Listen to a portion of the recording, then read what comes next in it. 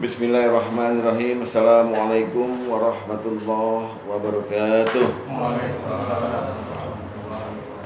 Innal hamdalillah nahmaduhu wa nasta'inuhu wa nastaghfiruh wa na'udzu billahi min shururi anfusina wa min sayyiati a'malina. May yahdihillahu fahuwal muhtad wa may yudlil falan tajida lahu waliyyan mursyida. Asyhadu an la ilaha illallah wahdahu la syarika lah wa asyhadu anna Muhammadan abduhu wa rasuluhu la nabiyya ba'dah. Allahumma fashalli wa sallim wa barik ala hadza nabiyil karim nabiyina wa syafi'ina wa habibina wa maulana Muhammad wa ala alihi wa sahbihi ajma'in, amma ba'du. Fa ya ibadallah usikum wa nasibi taqwallah wa ta'atihi la'allakum turhamun. Ma'asyiral muslimin wal muslimat wal mu'minin wal mu'minat was sha'imin was sha'imat rahimakumullah. Mari sama-sama kita bersyukur kepada Allah Subhanahu wa taala.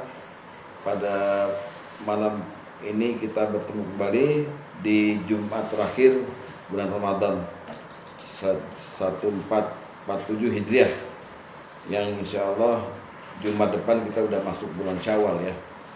Nah, ini malam bagi ahli hisab adalah malam ganjil ya. Malam 25 bagi ahli ru'yah, malam genap, malam 24 ya, serah dulu cara kodar. Tapi insya Allah selama etapa sampai 24 hari ini, mudah-mudahan semua amal ibadah Ramadan kita diterima Allah. Amin. Karena amal yang paling baik menurut Sayyidina Ali adalah amal yang makbulatun, yang diterima. Jadi yang diterima oleh Allah, amal apapun juga. Kalau amal nggak diterima, udah namanya batil atau sia-sia. Ya. Nah, harusnya kita kan ngomongin musibah ya, kurikulum kita itu. Tapi ada request nih, kayak karaoke aja requestnya. Ada request ya, bukan request sebenarnya. Memang kewajiban saya untuk berbicara Ramadan. Saya berapa kali ceramah di berapa tempat ngomongin Ramadan tuh udah 7 kali dengan materi yang berbeda-beda. Nah, ini materi ke-8 yang terakhir ya, mengenai Ramadan ini. Yang saya ambil judulnya adalah 4 target utama Madrasah Ramadan. Atau bahasa Arabnya Arba'atu ahdafi fi syahri Ramadan. Jadi 4 target utama yang memang kita mesti cari dan mesti kita dapatkan di bulan Ramadan ini. Kalau kita nggak dapat salah satunya aja, rasanya Ramadan kita kayak Ramadan gagal, gitu loh. Ya. Nah, kenapa saya namain Madrasah Ramadan? Majelis taklim. Bukan. Madrasah apa sih madrasah? Sekolahan. Anggap sekarang Ramadan yang kita jalanin sekarang ini, kita lagi dikasih kuliah sama Allah. Nama sekolahnya Universitas Ramadan. Orang kalau kuliah yang dicari 4 sebenarnya, 4 hal. 1, keahlian. Ya kan? Kalau orang kuliah yang dicari pertama kali, nanti mau jadi apa, dia ahli apa nih? Jurusannya hukum jadi ahli hukum, jurusannya teknik jadi ahli teknik gitu. Ahli. 1. Kedua, yang dicari gelar. Gelar ya. Yang ketiga yang dicari predikat. Jadi gelarnya udah dapat nih, insinyur. Predikatnya apa? Cum laude. Summa cum laude, ya kan? Atau terpuji, ya kan? Pokoknya ada predikatnya. Ketiga. Jadi 1 nyari apa? Nyari keahlian. 2 cari gelar. 3 cari predikat. Yang keempat cari penempatan kerja. Nah, nyari penempatan di mana? Nah, ya. Oke, kita mulai dari awal sekarang.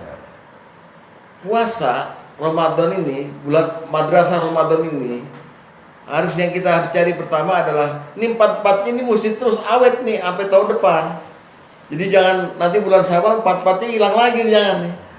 1, kita cari keahlian apa? Keahlian menahan hawa nafsu. Jadi orang yang masuk ke dalam sekolah Ramadan itu jebolan dari Ramadan itu mesti jadi ahli menahan hawa nafsu. Menahan, mengendalikan, nggak mematikan nih. Kalau orang mematikan hawa nafsu itu ajaran dari agama lain. Namanya ajaran Rabbaniyah. Rabbaniyah itu misalnya di Kristen. Di Kristen Katolik itu ada ajaran Rabbaniyah. Ajaran di mana seseorang yang berdakwah agama nggak boleh kawin. Iya kan? Pastor-pastor nggak ada yang kawin itu. Ini juga nular kepada ajaran di Buddha. Itu yang biksu-biksu itu nggak kawin. Nah itu namanya matiin hawa nafsu. Nggak, Islam nggak begitu. Yang disuruh adalah dia kendalikan itu hawa nafsu.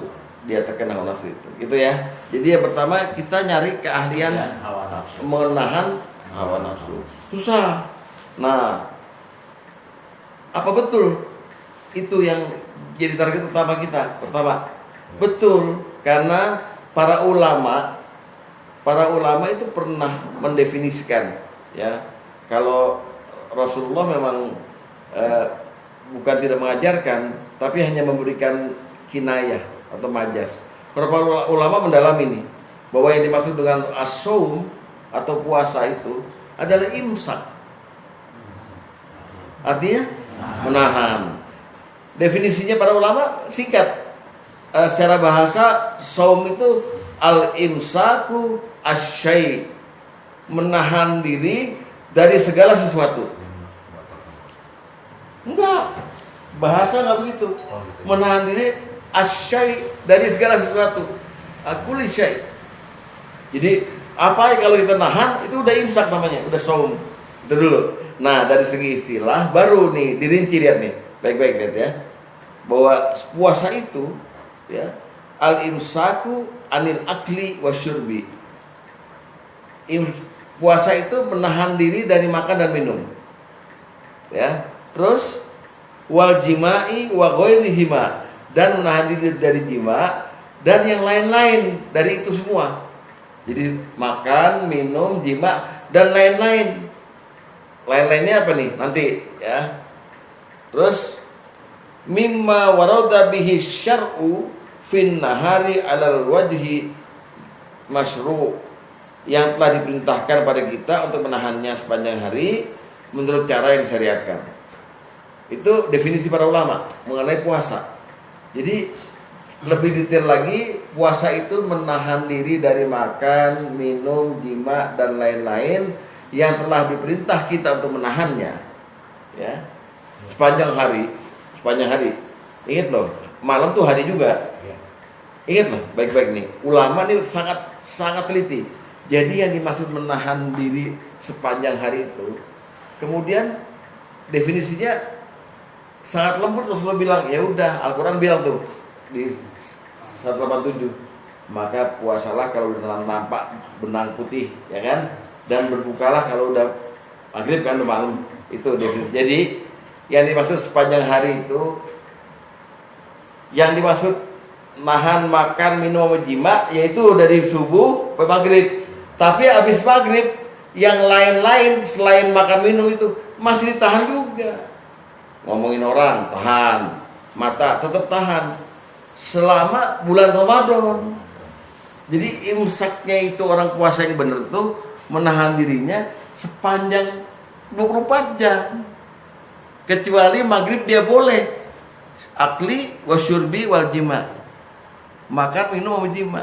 Yang lainnya gibah itu terus. Maka bodohlah orang begitu dia mau marah sama istrinya nih, marah sama bininya nih, makan tempe mulu gitu ya, tempe tahu bikin emosi gitu. Tapi karena puasa dia tahan nih. Dia lihat mau maghrib bininya udah goreng tempe nih, ya tempe lagi itu. Begitu maghrib baru dia marah. Lu gimana nih, udah kasih duit banyak beli tempe. Nah, batal tetap. Puasa tadi ternoda dengan marahnya dia gitu. Karena yashop, marah menggelegar itu nggak boleh di bulan Ramadan. Jadi jangan salah paham, Pak.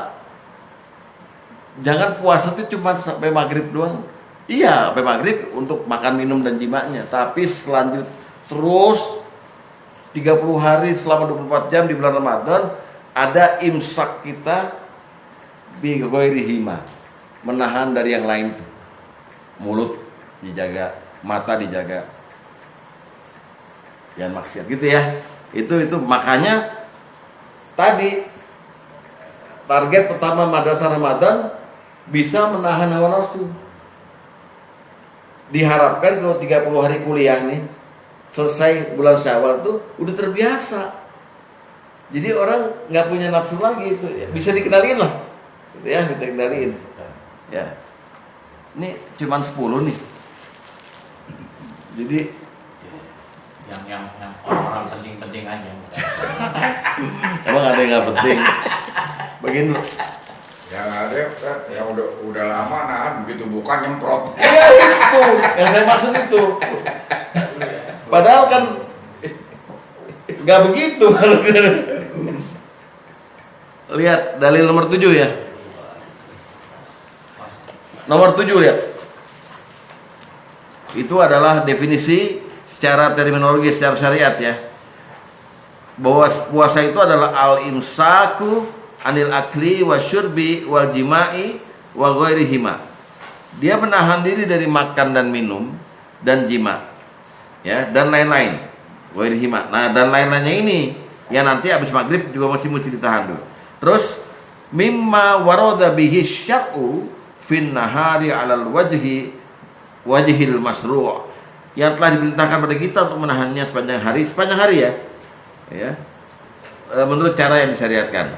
Lalu terakhir wattaba'u dzalikal imsaku, dan demikian pula diperintahkan kita menahan diri anil dari lagwi warafas, ucapan dan perbuatan. Nah, ini yang diharapkan wa ghairihima minal kalamil muharrami wal makruh, dari ucapan perbuatan diharamkan dan dimakruhkan. Jadi ngomong-ngomong sembarangan gitu, atau manggil orang dengan gelar-gelar yang jelek nih. Misalnya saya dipanggil pengkor itu, mana kor, pengkor. Nah, misalnya gitu. Gak boleh itu, batal. Nahan diri semua. Atau iseng-iseng Pak Basuki ada cewek lewat, neng, mana neng? Neng, ini Pak Haji neng. Nah, gak boleh. Padahal di bulan lain, ya gak apa-apa juga sih, silakan aja godain. Tapi di bulan ini batal. Bahkan ada hadis lagi bilang ini, seandainya kamu itu ditantang berantem, ya, bilang ini imun, maaf ya, saya lagi puasa, tinggalin tuh orang. Saking nggak bolehnya, ya. Jadi mesti nahan diri dari akli, makan, minum, dan ngomong lafwi warofats, termasuk nyanyi. Jangan nyanyi lu, apalagi nyanyi yang birahi-birahi itu nggak boleh, ya. Setiap ada kamu, mengapa jantungku berdetak lebih kencang, ya. Itu udah ngajak birahi itu, nggak boleh, ya. Itu namanya menahan hawa nafsu. Nah, ternyata menahan hawa nafsu ini adalah ujian orang, bukan hanya orang puasa, ujian orang mukmin. Kita kan orang yang puasa ini orang mukmin semua nih, orang beriman nih. Ujian. Salah satu dari 5 ujian. Kita lihat sekarang. Apa aja tuh yang 5? Hadis nomor 11. Hadis nomor 11. Ya. Rasulullah SAW bersabda, al-mu'minu baina khamsi syada'id. Seorang mukmin berada di tengah-tengah 5 ujian, 5 cobaan. Satu mukminun yahsuduhu, orang mukmin lain yang dengki padanya. Ini ujian pertama yang paling berat. Ada orang mukmin lain dengki. Kedua, wa munafikun yubghiduhu, orang munafik yang membencinya. Ya, itu ujian kedua. Ketiga, wa kafirun yuqatiluhu, orang kafir yang memeranginya. Nah, yang keempat baru ujian ini, wa nafsun tunazi'uhu, hawa nafsu yang terus menggodanya. Nah, yang kelima baru yang paling enteng, wa syaitonun yudiluhu, setan yang selalu menyesatkannya. Karena Ramadan ini setan diikat, jadi musuh kita yang paling utama adalah nafsu. Jadi Bapak dituntut jadi ahli mengendalikan hawa nafsu. Entar di bulan Syawal. Latihannya sekarang, udah 24 hari nih, ya. Nafsu apa aja? Nafsu apa aja? Nafsu sama harta, nafsu segala macam tinggalin. Nah, padahal coba baik-baik lihat Quran. Kita ini manusia dikasih nafsu. Ya kan? Nafsu itu artinya banyak. Nafsu itu artinya pertama jiwa. Kedua artinya diri. Ya, jiwa atau diri. Nah, nafsu yang dimaksud nafsu yang mesti kita tahan itu sebenarnya nafsu setengah. Jadi kita dikasih nafsu sempurna, satu nafsu. Tapi Allah bilang, saya kasih hamba saya itu nafsu, saya bagi dua, nafsu baik sama nafsu buruk. Fa'alhama fujuraha wa taqwaha. Kan gitu. Lihat be, wa nafsin wa masawwaha. Demi nafsu, demi diri, demi jiwa dan penciptaannya. Fa'alhamaha fujuraha wa taqwa. Kami ilhamkan pada nafsu itu fujur dosa setengah, wa taqwaha dan baik setengah. Ini Allah kasih kelengkapannya. Ini yang bedain kita dengan hewan. Ya hewan dikasih nafsu gak? Kasih nafsu, tapi 100%.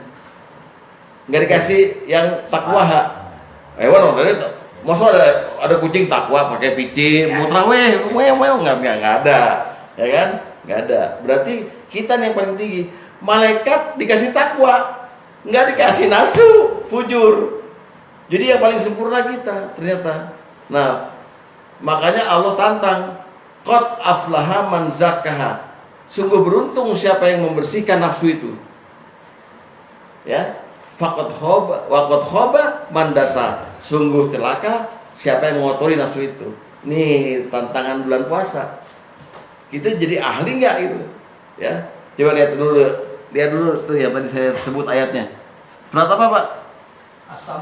Asy-Syams. Ayat 7 sampai ayat 10. Ya. Surat apa kan? Asy-Syams surat 91 ayat 7 sampai 10. Itu Allah bicara nafsu itu. Ya. Hanya dia Allah dengan tegas mengatakan nafsu itu adalah jiwa atau diri ya. Wa nafsi wa masawaha, dan demi apa? Demi jiwa tetap benar.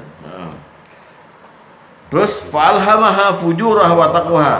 Allah install, Allah tanam ya, ilhamkan kepada nafsu itu fujur, nafsu yang fujur dan nafsu yang baik, nafsu yang takwa, ya kan? Lalu Allah tantang, Allah perintahkan, qad aflaha, beruntung sekali siapa yang bisa membersihkan nafsu itu, dan sangat rugi orang yang mengotorinya. Nah, kita bicara sekarang nafsu yang ditekan di bulan puasa nih. Ada dua nafsunya. Ya. Nafsu yang disebut sama Allah itu fujur. Nafsu dosa itu ada dua.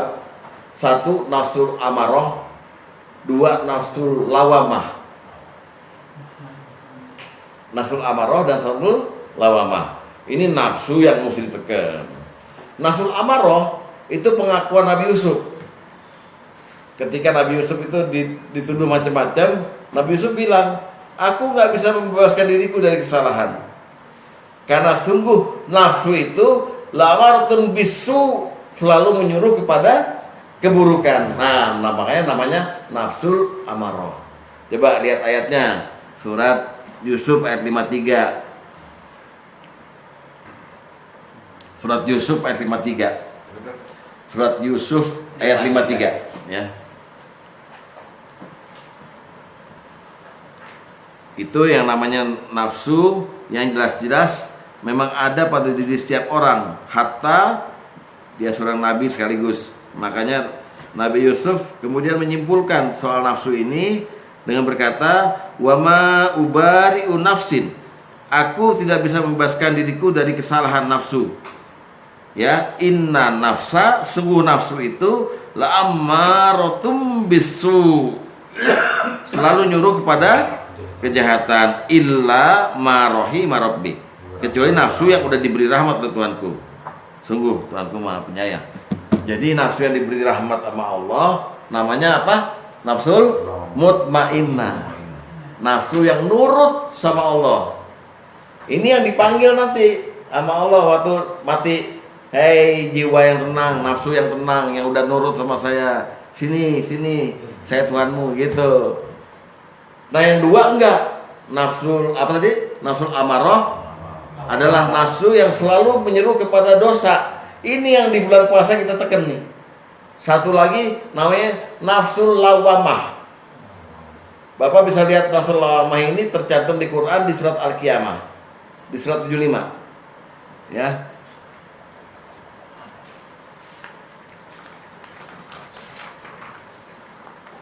Ayat 1 dan ayat 2. Ayo kita lihat ayat 1 dan ayat 2. Surat Al-Qiyamah, surat 75.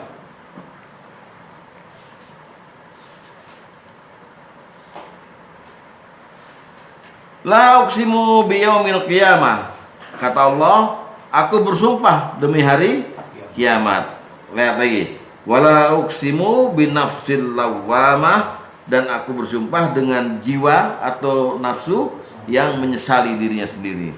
Artinya apa? Nafsu lawamah tuh nafsunya orang-orang mukmin yang kadang-kadang melenceng, kepleset, berbuat maksiat, nyesel, ntar taat lagi, maksiat lagi, taat lagi, namanya nafsul lawamah.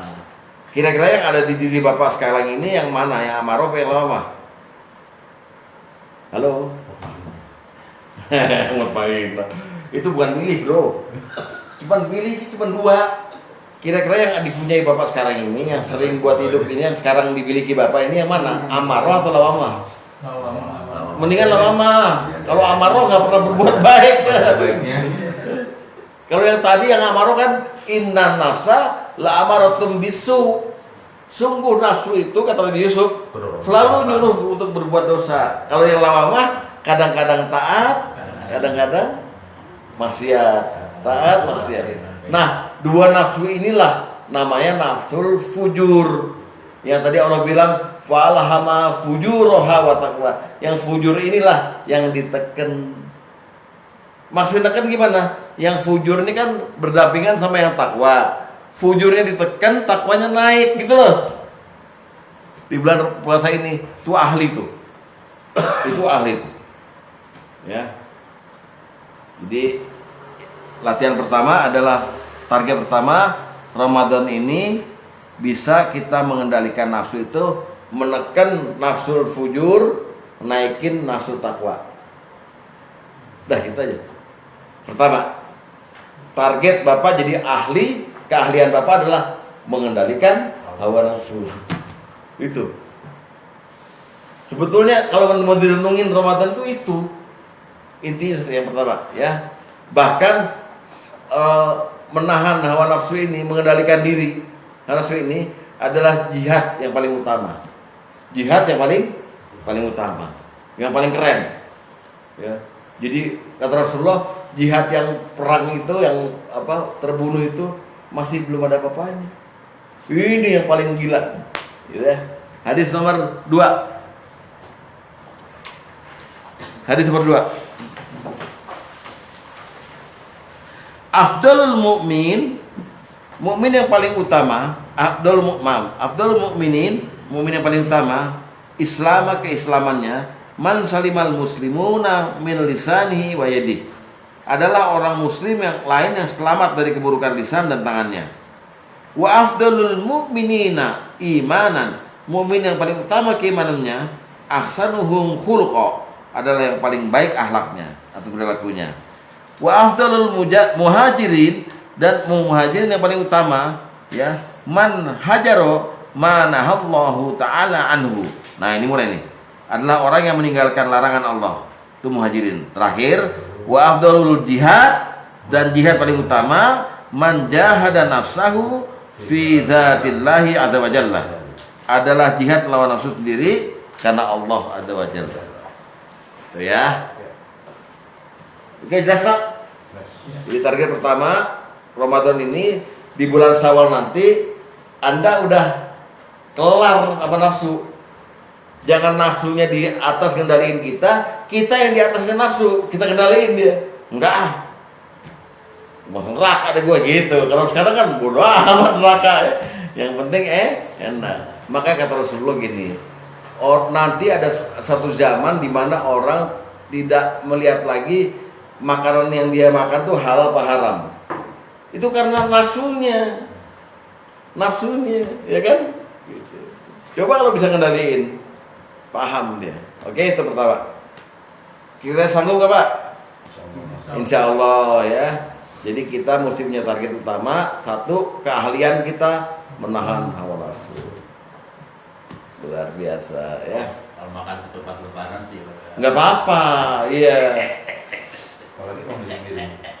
Kadang-kadang orang Islam udah lama puasa puluhan tahun, pas beduk tuh loh, itu tak sela-sela tangan itu ada semua selipannya, bakwan, bakso, bakmi, bakpia, semuanya ada dimakan. Nafsu. Padahal kalau kita buka pakai kurma doang 3 sama 3 teguk air gitu, kenyang kok, selesai kan. Hebatnya nafsu tuh bisa mempengaruhi kita sampai kita akhirnya pengen. Nabi bilang begini, umatku itu ya kalau dikasih 2 gunung emas minta yang ketiga. Tidak ada yang bisa mengenyangkan anak Adam kecuali tanah. Maksudnya kalau udah mati baru berhenti nafsunya. Gitu ya. Nah, nomor 2, selain kita meraih keahlian menahan nafsu, target kedua kita meraih gelar. Gelarnya orang puasa apa? MTQ, muttaqin. Sesuai dengan tahqiq dari Allah, la'alakum tatakun. Itu loh begini loh Pak ya. Kalau baca ayatnya puasa tuh jangan cuma dibaca sampai dilagu-laguin gitu ya. Tapi kita lihat perkataan la'alla dalam Al-Qur'an diulang sampai 17 kali. La'alla. Sama dengan perkataan asa. Coba Bapak lihat ketika Allah bicara tahajud. Wa minal laili fatahiyat tahajud latalak. Asa ayat asaro ya kan? Asa maksudnya harapan. Moga-moga, semoga. La'alla juga itu. La'allakum tatakun, semoga kamu jadi orang yang takwa. Gitu kan?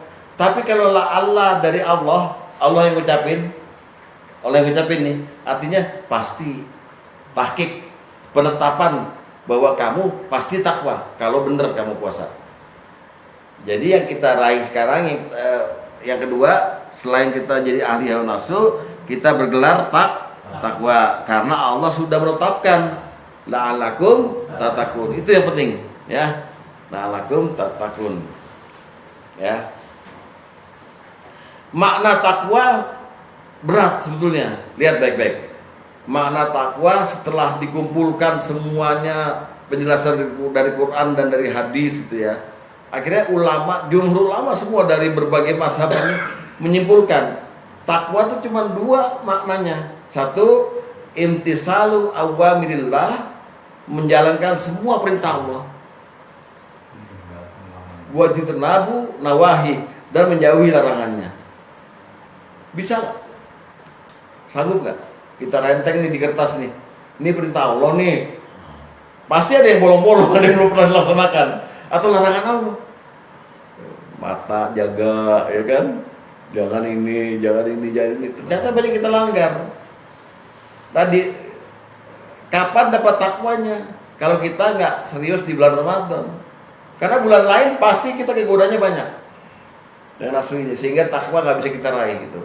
Takwa tuh ada barangnya, tapi nggak bisa kita pegang. Soalnya kita nggak usahakan gitu. Nah, dengan kita tahu bahwa takwa sekarang adalah kita mendetek, melacak semua perintah Allah dan mengusahakan masa itu melaksanakannya, dan kita melihat larangan Allah dan usaha menghindarinya, itu takwa. Usaha aja itu takwa, ya. Dalil nomor 9. Nomor 9.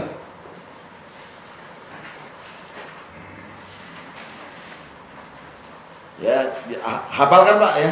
Jadi definisi takwa itu imtisalu awamirillah wajtinabu nawahi. Mematuhi perintah Allah dan menjauhi larangannya. Ini hafalkan, ini pendek kok. Gampang nih hafalkan. Imtisalu awamirillah wajtinabu nawahi. Ya. wa ijtinabu nawahi. Wajtinabu nawahi. Ti ya. Ya, nawahi. Intisalu. Ya. Ya. Nah, takwa ini jadi gelar nanti ya. Karena Allah sudah mengumumkan di dalam surat Al-Hujurat kan, ya ayuhan nas inna khalaqnakum min dzakarin wa unsa wa ja'alnakum syu'uban wa qabaila lita'arafu inna akramakum indallahi atqakum. Wahai manusia, sungguh aku ciptakan kamu dari laki-laki dan perempuan, dan aku jadikan kamu bersuku-suku dan berbahasa-bahasa agar kamu saling mengenal. Tapi nggak ada yang lebih hebat di antara kamu kecuali orang yang takwanya padaku. Jadi orang yang takwa itu gelar orang yang paling mulia di sisi Allah. Paling mulia di sisi Allah. Akramakum indallahi atqakum. Jangan main-main sama gelar takwa ini. Belum tentu kita dapat nih Pak, kalau nggak diusahakan. Jadi takwa itu gelar sesudah kita ahli menahan hawa nafsu, sama Allah dikasih gelar takwa. Yang dia kerjaannya udah cuman melihat aja. Apalagi ya Allah yang kau perintah kepadaku. Dan yang paling nggak bisa, yang paling perintah Allah yang paling banyak dilanggar oleh kita manusia itu satu, sabar. Nggak pernah kita bisa menahan sabar. Kita nggak pernah bisa bersabar atas apapun yang menimpa kita kan, musibah ke, apa marah ke, apa sakit, selalu mengeluh. Itu dilihat kecelakaannya manusia. Panas nanti pada mengeluh. Nah, itu di hadapan Allah. Jadi takwa itu adalah gelar yang disandang manusia yang sudah ahli menahan nafsu, lalu dia di hadapan Allah menjadi mulia. Di hadapan manusia, dia itu orang yang paling baik. Orang takwa itu. Kebaikan orang takwa itu bisa dilihat di hadis. Hadis nomor 3. Lihat. Kebaikan orang takwa. Lihat ya. Apa kata Rasulullah? Lihat. Wa kunu ibadallahi ikhwana. Jadilah kalian hamba-hamba Allah yang bersaudara. Al muslimu akhul muslim. Seorang muslim adalah saudara bagi muslim lainnya. Terus la yaslimuhu wa la yakhzuluhu wa la yakdzibuhu wa la yahqiruhu. Dia tidak menzaliminya, tidak mengabaikannya, tidak mendustakannya, dan tidak pula menghinanya. At-taqwa hahuna. Takwa di sini. Takwa di mana? Di sini, di hati. Jadi orang takwa itu kata Rasulullah masalah sama orang lain. Enggak menzalimi orang lain, enggak menghinanya, enggak mengabaikannya, enggak mendustakannya. Jadi kita bersaudara sama muslim lainnya. Itu takwa. Di hadapan Allah, makhluk paling mulia. Di hadapan manusia, makhluk paling baik. Hablum minallah, hablum minannas, terjaga. Kira-kira keren enggak? Nyampe 2 ini doang nih. Bisa nahan nafsu, bergelar takwa. Ini yang harus kita capai waktu Ramadan ini sebetulnya lo ya. Itu. Nanti kebukti kalau udah Bapak lewat bulan Syawal, kebukti. Untuk buktinya Bapak udah takwa atau belum, ya. Pertama ciri-cirinya gini. Orang yang udah lulus bulan Ramadan dengan gelar takwa itu, pertama selalu punya jalan keluar kalau punya masalah, dan selalu banyak rezeki. Itu janji Allah jelas. Wa may yattaqillah yaj'al lahu makhraja wa yarzuqhu min haitsu la yahtasib. At-Tolak ya. At-Tolak ayat 2 dan 3. Jadi siapa yang takwa sama Allah, Allah jadikan bagi dia jalan keluar.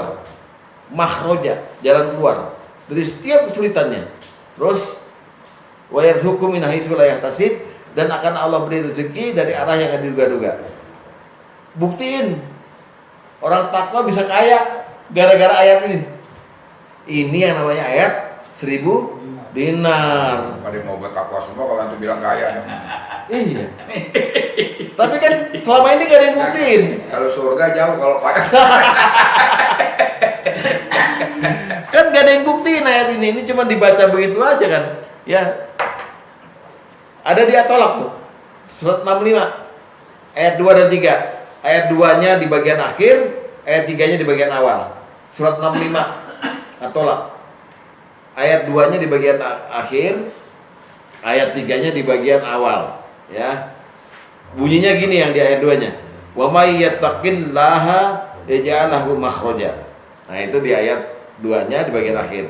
Siapa yang bertakwa pada Allah, maka Allah akan jadikan baginya jalan keluar. Ya, dari setiap masalah dia. Wa yarzuqhu min haitsu la yahtasib di ayat 3-nya di bagian awal, dan akan Allah beri rezeki padanya dari arah yang tidak diduga-duga.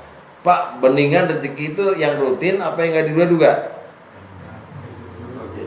Nah, yang nggak diduga-duga dari arah yang totonya pluk. Nah, itu lebih enak. Ya, lebih banyak bersyukur kita gitu. Ya. Terus ciri-ciri yang kedua nih, kalau nanti bulan Syawal Bapak nggak begini, diperiksa lagi. Apakah kita ini udah takwa atau belum? Apa kita masih banyak masalah dalam diri kita? Yang kedua, orang yang bertakwa itu ciri khasnya semua urusannya mudah, nggak ada yang sulit, nggak ada yang, aduh, kok jadi begini buntu? Nggak ada yang buntu. Semua urusannya jadi mudah, jalannya smooth banget hidupnya, ya. Kayaknya nggak ada masalah, nggak ada halangan. Lihat lagi At-Tolak di surat yang sama di ayat 4 di bagian akhir. Wa may yattaqillaha yaj'al lahu min amrihi yusra. Siapa yang bertakwa pada Allah, Allah akan mudah menjadikan urusan dia mudah selalu semuanya. At-Tolak ayat 4. Ayat 4. Terus orang takwa ini ciri-cirinya ini setelah bulan Syawal nih, umurnya jadi panjang, Amin. rezekinya jadi luas, matinya husnul khotimah. Amin. Matinya husnul khotimah. Kan yang diinginin kita masih masa mati lagi main gaple. Ya yang dulu misalnya dulu siapa tuh yang hobi main gaple sih. Pengennya mati husnul khotimah. Orang takwa pasti mati husnul khotimah. Ya. Hadis nomor 13.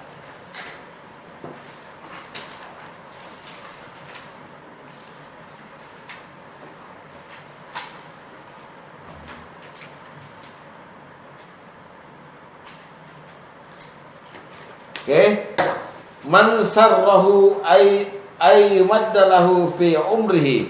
Barang siapa yang pengen dipanjangkan umurnya, wa yuwassa'alahu fi rizqihi, dilapangkan rezekinya, wa yusfa anhu mayyitatul su, dan dihindari dari kematian yang buruk, falyattaqillaha wa yasli rahimah. Maka hendaklah dia bertakwa kepada Allah dan nyambung silaturahmi. Jadi ganjarannya panjang umur, luas rezeki, mati husnul khotimah. Jadi Bapak nanti kalau mau nyoba-nyoba ya mati Syawal aja. Pengalaman mati senyum apa matinya meringis gitu. Ustaz, ini bisa lebih dirinci nggak? Apa? Panjang umur ini, panjang umur yang barokah atau panjang umur yang jadi manjang? Jadi panjang. Jadi manjang. Karena harusnya dia meninggal jadi.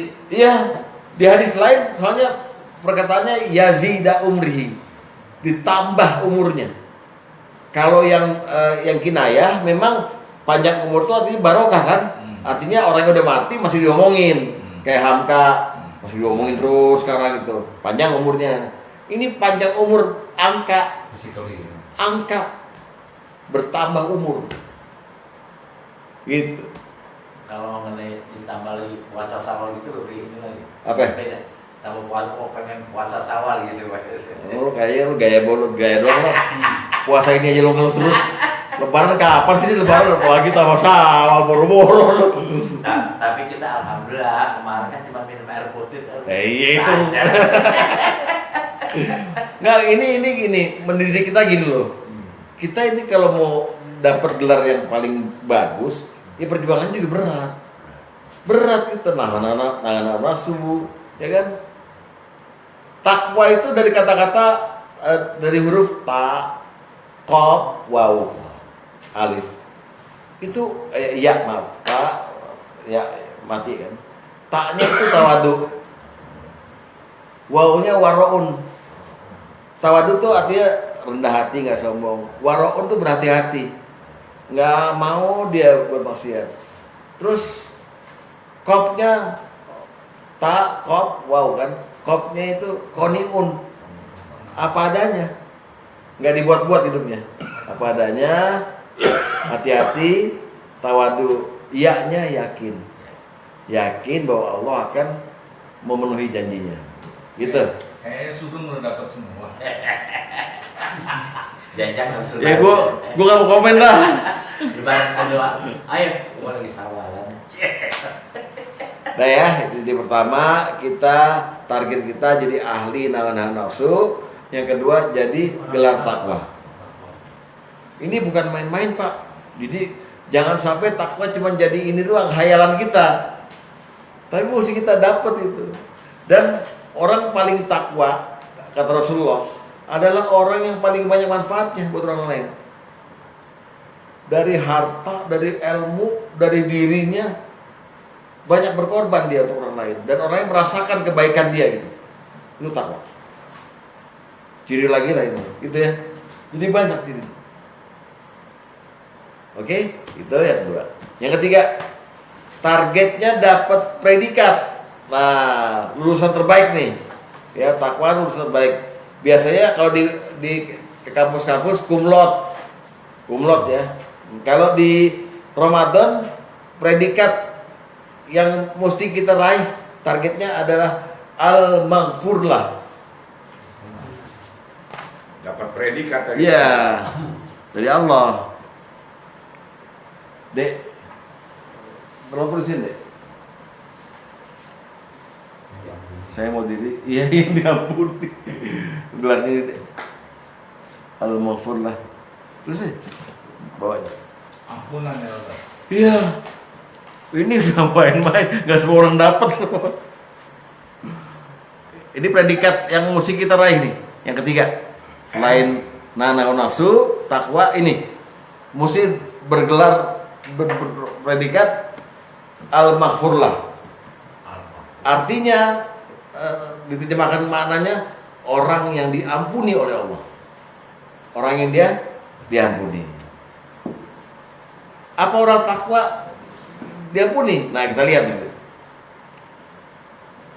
Yang semua dia itu aja. Oh, al-maghfurlah, ya, maghfurlahu, ya, adalah orang yang diampuni. Ini,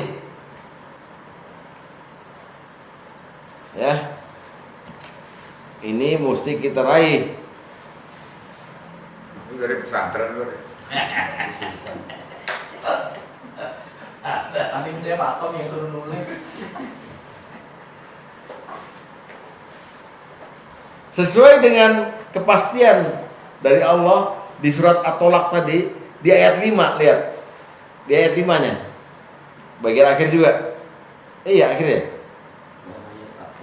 Wa may yattaqillaha, siapa yang takwa pada Allah, yukaffir anhu sayyi'atihi, maka Allah akan menghapus kesalahan-kesalahannya atau dosanya. Wa yu'zim lahu ajra, dan akan melipatkan gandakan pahala baginya. Ya.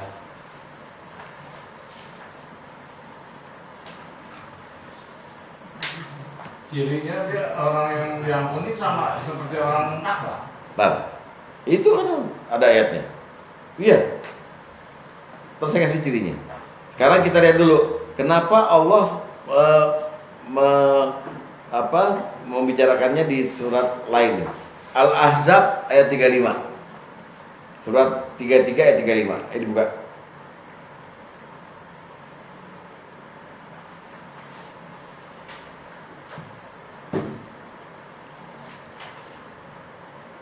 Lihat ya.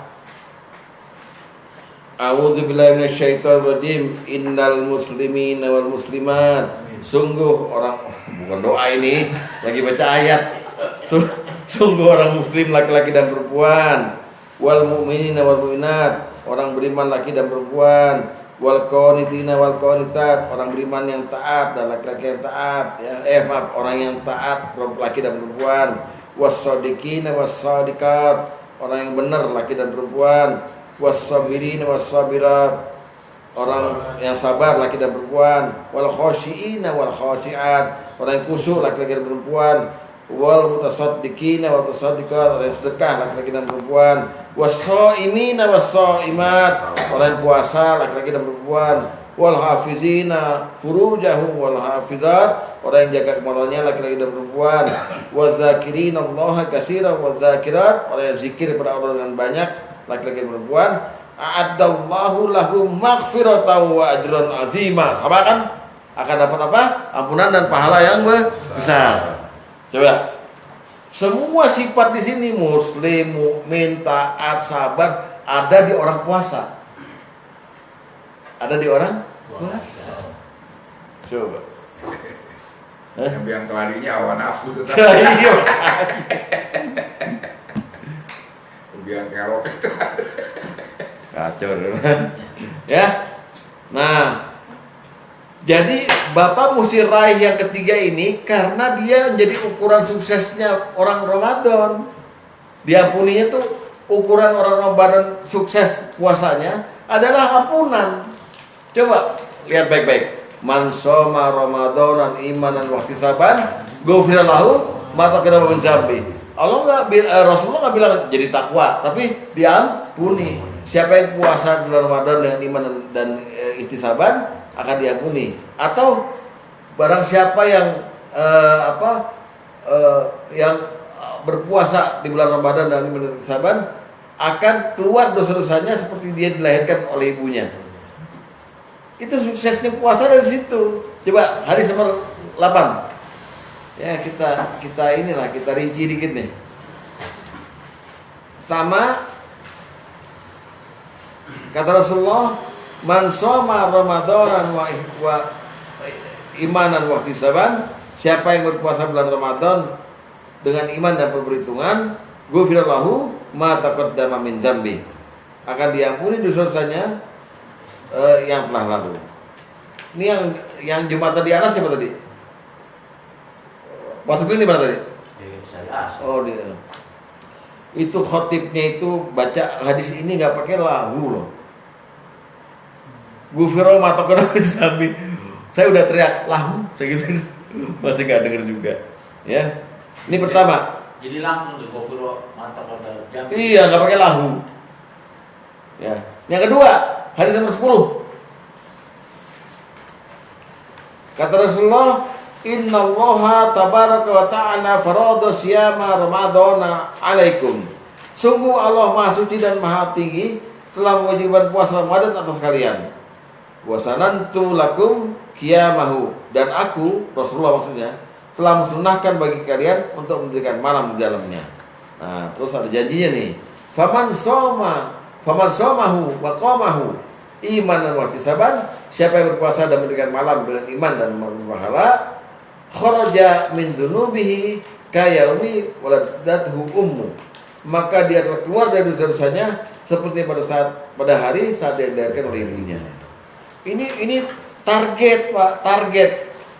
Kalau Bapak nggak diampuni, makanya Jibril pernah bilang, rohima anfu abdi au baudan, sungguh celaka dan merugi orang yang dakhala Ramadan, masuk bulan Ramadan, falam yughfar lahu, tapi nggak diampuni.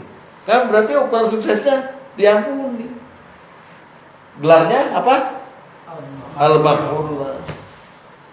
Jadi hati-hati, jangan main-main. Udah dapat nahnau nasu, udah bertakwa, belum diampunin. Repot. Mesti diampunin. Di sini mendirikan malam maksudnya sholatul lail. Tarawih, baca Quran malam-malam, ahya al-lail tuh. Qiyamul lail itu sama dengan ahya al-lail. Dalam Islam, malam tuh dianggap sesuatu yang mati.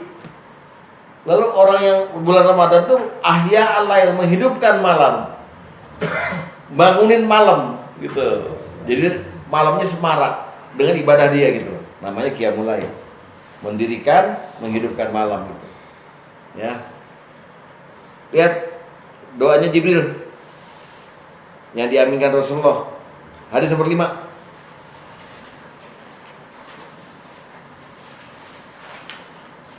Rohima anfu abdin au ba'uda. Kata Jibril, kecewa dan merugi seorang hamba. Dakhala alaihi Ramadan, yang masuk ke dalam bulan Ramadan, falam yughfar lahu, tapi tidak terampuni dosanya. Fakultu amin, lalu aku Rasulullah mengucapkan amin. Jadi ada indikasi bahwa suksesnya bulan Ramadan seseorang itu dia diampuni atau tidak oleh Allah. Jadi mesti diraih. Itu yang ketiga. Alhamdulillah, ahli hawa rasul, bergelar takwa, predikatnya al-maghfurlah, diampuni. Nah ini buat ngaca aja, buat merenung nih Pak. Mumpung masih 6 hari lagi, kita nih nyampe kan nih? Nyampe kan? Nyampe Ramadannya, terus nyampe takwanya, nyampe diampuninya. Jadi harus dianggap penting. Yang terakhir, orang di madrasah Ramadan mesti meraih target penempatan di surga. Iya, penempatan kerjanya di surga gitu. Nah, bukan di pabriknya. Bukan. Jadi seorang ulama yang mengarang kitab Al-Hikam di dalam makalah nomor 196 berkata bahwa semua kewajiban Allah kepada kamu itu semata-mata Allah wajibkan pada kita, maksudnya supaya kita wajib masuk surga. Jadi misalnya disuruh puasa, itu maksudnya Allah nyuruh kita masuk surga. Wajib sholat, maksudnya nyuruh kita masuk surga, gitu loh. Berarti bocoran. Bocoran. Coba lihat dalil nomor 12 dari kitab Al-Hikam. Ya. Apa kata Syekh? Namanya sama nih sama Pak Iskandar. Syekh Ibnu Athaillah Al-Iskandari. Wah. Ya.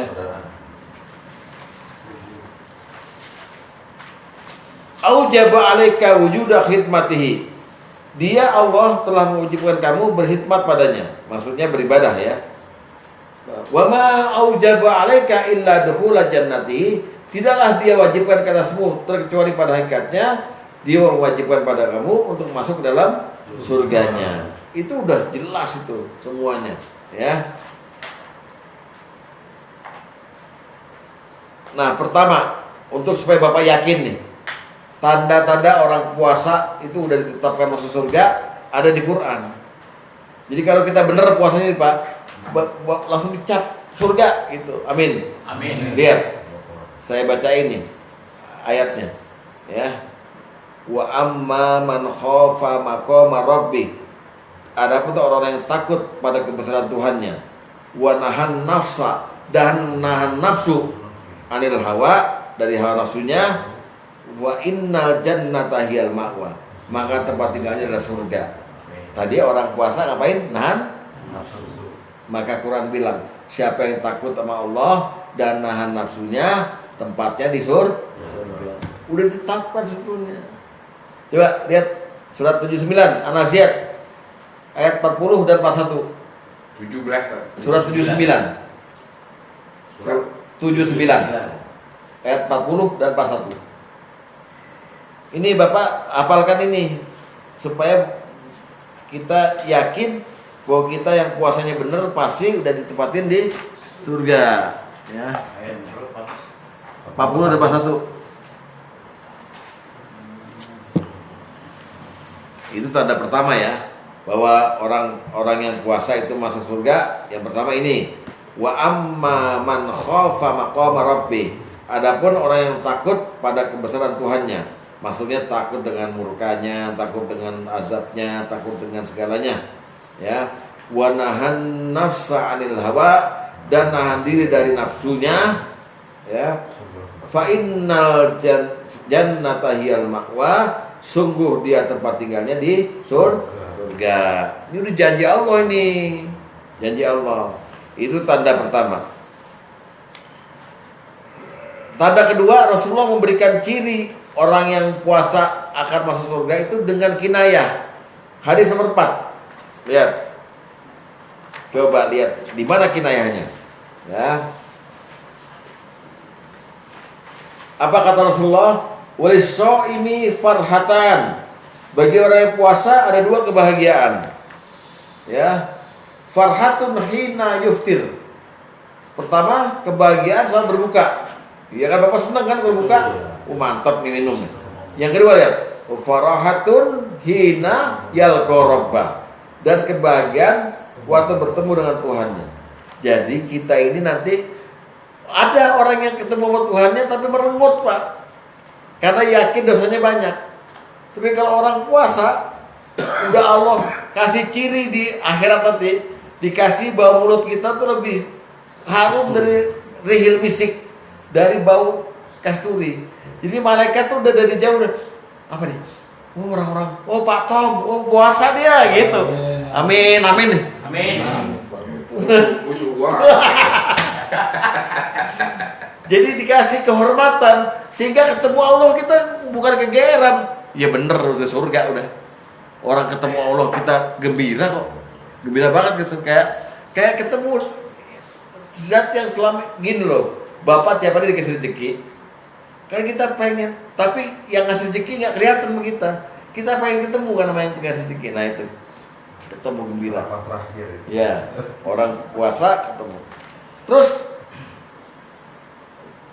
ciri yang ketiga, orang puasa pasti masuk surga. Kata Rasulullah, orang puasa udah dikangenin sama surga sekarang. Lupa, Ustaz Uli paling hafal nih hadisnya.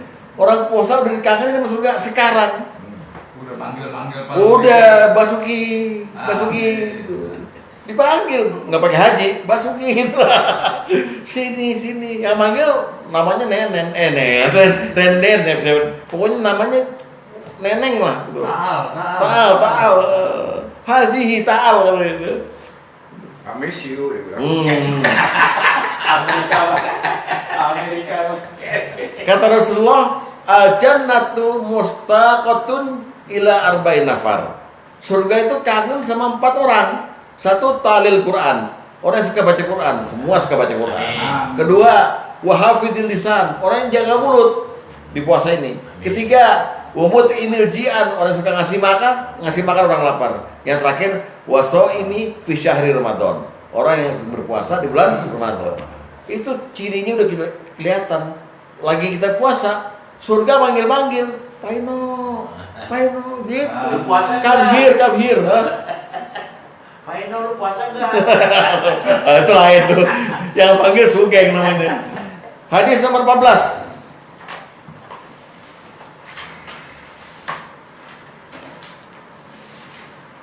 Al-jannatu mustaqatun ila arba'in nafar. Surga merindukan 4 golongan. 1, talil Quran, orang yang baca Quran. 2, wahafizil lisan, orang yang suka jaga lisan.